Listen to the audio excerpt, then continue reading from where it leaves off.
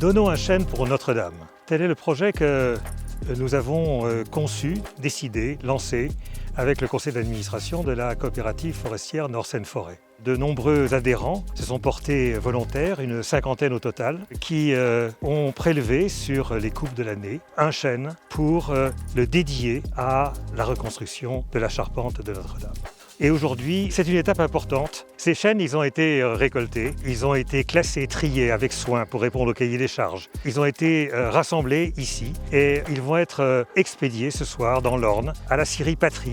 Nous, forestiers, aujourd'hui, nous sommes heureux. Et à titre plus personnel, mon épouse et moi-même, nos 3 fils, nos 6 petits-enfants, nous sommes heureux de participer à cette opération qui va permettre de reconstruire la charpente de Notre-Dame, mais au-delà, qui va permettre de restaurer un édifice qui est un édifice religieux, mais qui est aussi un édifice qui est symbolique pour tous les Français, quelles que soient leurs convictions. Au moment où s'achève cette première grande étape, je voudrais remercier tous nos adhérents qui ont contribué à l'opération. Toute l'équipe de Nord-Seine-Forêt qui s'est mobilisée pour qu'elle puisse se réaliser. Et puis, bien sûr, après nous, les scieurs qui vont débiter ces chênes, les charpentiers qui vont les mettre en œuvre, comme l'ont fait il y a 10 siècles les charpentiers compagnons du Moyen-Âge qui ont conçu et qui ont monté la charpente initiale de Notre-Dame. Notre métier à nous, c'est gérer la forêt avec ses propriétaires forestiers, les aider dans tous leurs actes de gestion, depuis la plantation jusqu'à l'identification de ce qu'il faut faire dans la forêt en matière d'intervention, de type de travaux, de type de coupe. Parfois des infrastructures comme ici où il faut faire un petit bout de route et une place de dépôt. Et puis bien entendu toute la partie récolte et commercialisation des bois qui est très important évidemment aussi pour le propriétaire forestier. C'est le fruit du travail des générations d'avant. Donc on travaille toujours avec 2-3 générations et c'est ça qui est important. Notre rôle à nous a été d'identifier les arbres qui pouvaient convenir à la production nécessaire pour cette nouvelle forêt de Notre-Dame, parce que ça s'appelle comme ça aussi. Et ensuite, on a fait tout le travail d'exploitation, d'identification encore plus précise des qualités sur les grumes une fois qu'elles sont abattues, et surtout de rassemblement logistique de l'ensemble de ces grumes pour pouvoir les expédier sur des scieries qui vont les scier, les préparer et ensuite les amener sur le chantier de Notre-Dame.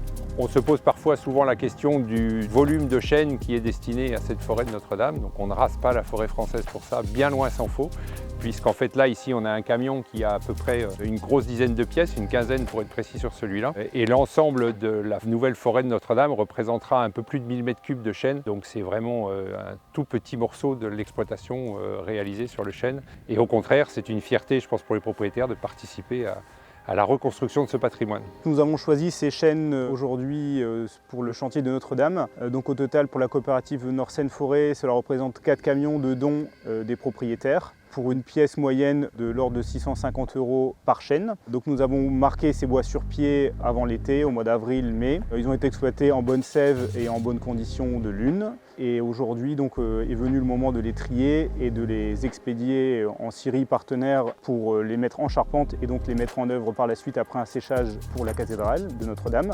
Donc aujourd'hui nous pouvons faire un petit bilan sur la sélection de ces bois. Donc nous avons tout d'abord sélectionné sur pied en fonction de la rectitude et du diamètre ces chênes, qui était une première étape. Ensuite nous avons exploité ces bois et nous avons retrié bordure de route les bois une fois abattus et débardés en fonction des critères de qualité qui étaient importants pour ce chantier vraiment très spécifique, donc c'est-à-dire la longueur des bois et la rectitude. Et pour finir le diamètre, en fonction des différentes sections demandées par nos amis scieurs et ensuite pour la mise en œuvre.